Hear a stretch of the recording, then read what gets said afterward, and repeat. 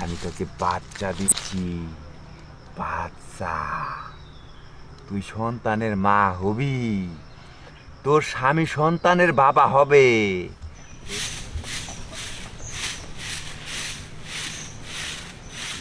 ভোলে বাবা। কিরে, তুই কি করতেছিস?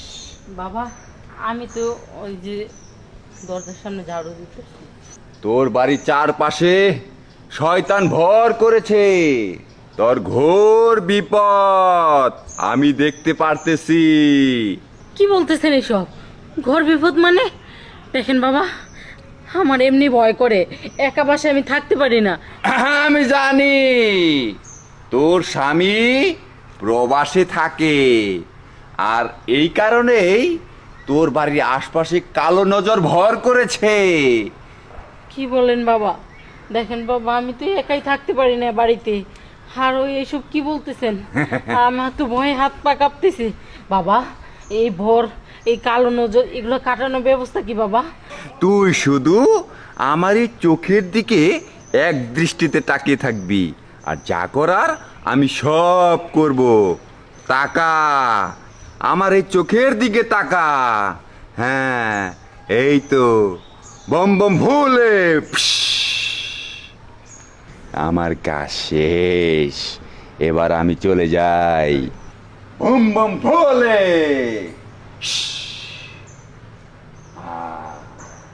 এই তো, এই তো আমার কাজ হয়ে গেছে। এখন আমি যাই, বাকি কাজ সময় মতো হয়ে যাবে। বম বম ভোলে ইল বাবা।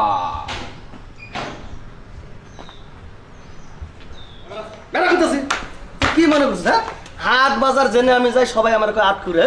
আমার সমস্যা না তোর সমস্যা, তোর সমস্যা, এর লিগে বাচ্চা হয় না, আর লোকে আমারও দোষ দেয়, তাই না? সব তো আমারই সমস্যা, আমারই বাচ্চা হয় না। তোমারও যে সমস্যা আছে তুমি এইটা দেখাইতেছ না, কেন আমারই দোষ? এই অত কিছু আমি বুঝি না। পাক্কা বিয়ে 3টা বছর হয়েছে, এ পর্যন্ত আমি বাপ ডাক শুনতে পাই না। আমার হাডুর বসি পোলাপান যেটি লোকে ল্যাংটা ল্যাংটা আমার সামনে ঘুরলো, হেডি পোলাপানের বাপ ডাক শুনতেছে, আমার কয় কাকা, আমার কাছে আছে, আমার শরম করে না? তুই জেন থেকে পারিস, আমার একটা বাচ্চা দেবে, আমার কথা কিন্তু এটা সাপ সাপ। আচ্ছা ঠিক আছে, আমি দেখতেছি। আমি ডাক্তারের কাছে যাবো এবং তোমারও ডাক্তারের কাছে নিব। চল, ওই ডাক্তার কবরেজের কথা কইয়া আমার লাভ নাই। তুই ডাক্তার কবরেজ পিছিয়ে খাইয়া একটা বাচ্চা পয়দা কর, আমি বাপটা শুনুম, কথাটা মনে রাখিস।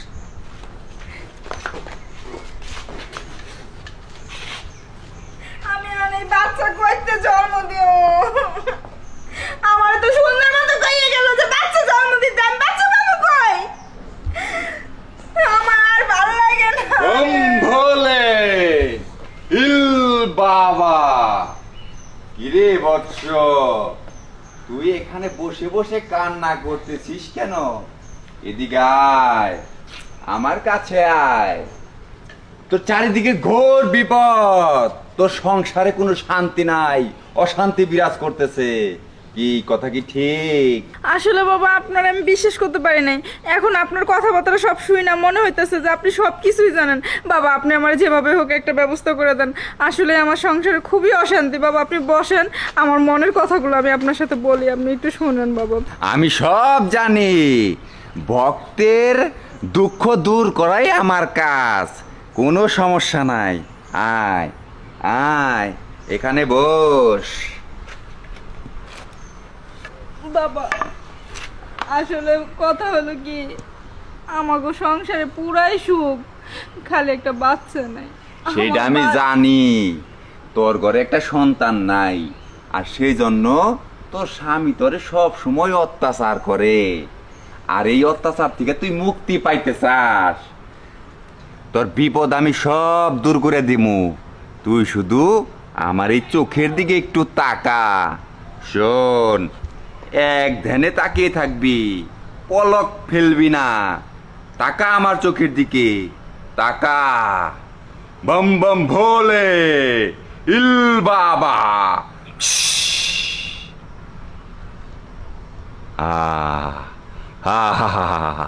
আমার কাজ শেষ, এখন আমি আসি।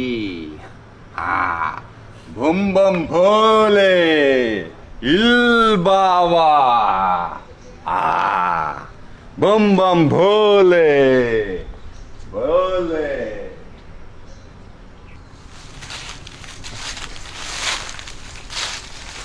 আয় আয়, আরো কাছে আয়, এখানে বসে পড়।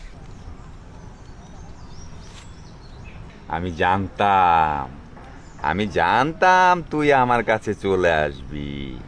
আমি তোর জন্যই এখানে অপেক্ষা করতেছি। তোর স্বামী তো প্রবাসে থাকে, তাই না? জি। অনেক টাকা পয়সা আছে তোর স্বামীর, তাই তো? হ। হ্যাঁ, শোন, এখন থেকে তোর স্বামী যে টাকা তোরে পাঠাইবো, সেই সব টাকা তুই আমার কাছে এসে দিয়ে যাবি। ঠিক আছে। হ্যাঁ, শোন, এই বাবার কথা কিন্তু অমান্য করবি না। না।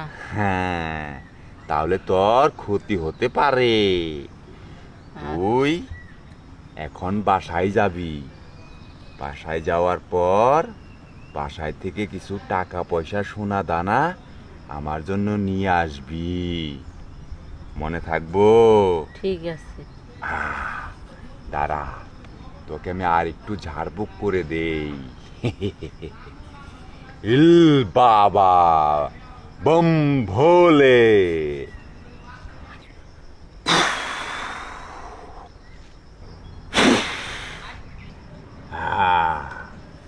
এখন তুই যা, বাড়িতে চলে যা, কথা মতো কাজ করবি শুধু, যা। বম ভোলে বম ভোলে।